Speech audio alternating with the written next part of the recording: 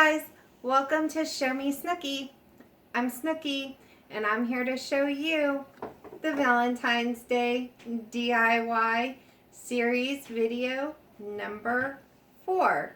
If you like this video, you might like video number 1, video number 2, and you might try video number 3.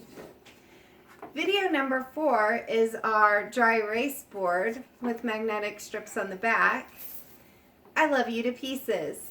You'll need the puzzle pieces and the dry erase board. You also will need hot glue and the dry erase markers. Bottom line, I would say this costs $2 if you've already got a hot glue and your dry erase markers. Okay, so let's get started.